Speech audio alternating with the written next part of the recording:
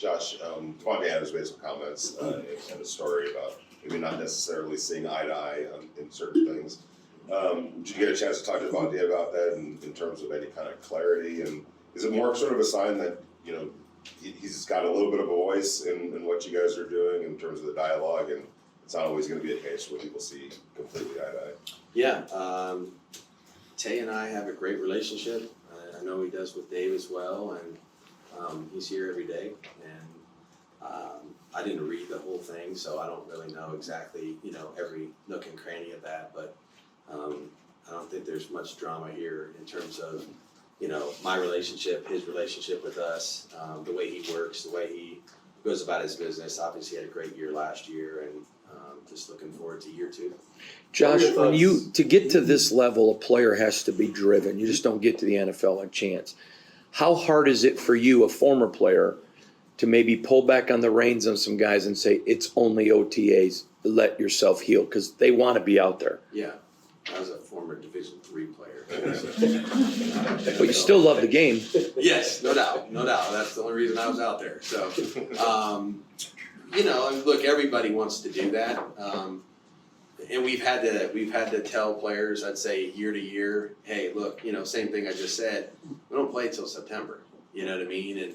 And guys want to get out there and they're eager, which just means you have a great group of guys. You know what I mean? That are eager to work with their teammates and eager to get out there and help us try to, you know, become whatever it is we're going to become in their unit. So.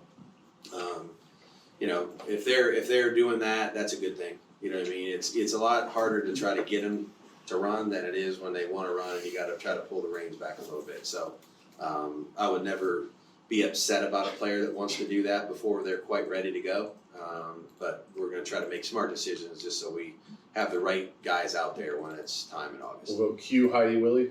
What was yours and the coaching staff's reaction to the kickoff rule now being fair catch, especially with a guy like Daniel Carlson? Yeah, you know, look, the rules are the rules, and again, we have one vote out of 32, and so and sometimes we may see it differently a little bit too. You know, that's just part of each organization in football, and so for me personally, whatever the rules are, we're going to adopt, you know, the best philosophy that we can to try to play within the rules, and if there's an advantage we can find, you know, to play within them, then we're going to try to do it. So obviously that's the rule we're going to adopt this year, and we're hard at work trying to figure it out. I don't know all the ins and outs right now yet in terms of seeing the different questions we had when it was proposed. Like, you know, if we're kicking off from the 50-yard line, is the rule still in play, or is there no fair catch then? You know what I mean? When there's a defensive penalty on a scoring play or something like that, and you choose to enforce the penalty on the kickoff, you know, is the fair catch still applicable or not? You know what I mean? There's little things like that I'm not exactly sure how it's going to be finally written.